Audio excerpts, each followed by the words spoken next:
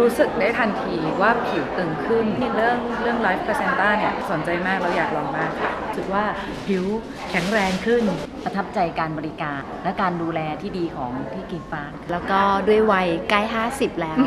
ก็เลยแบบว่าถูกใจสุดๆได้ใช้ไลฟ์พลาเซนต้าควบคู่กันไปทั้งใช้เองแล้วก็ใช้กับเวลาทำหน้าด้วยแล้วเนี่ยก็รู้สึกได้เลยได้ชัดนะคะหน้าไม่แห้งแล้วก็รูขุมขนที่เคยขยายเพราะอากาศเปลี่ยนก็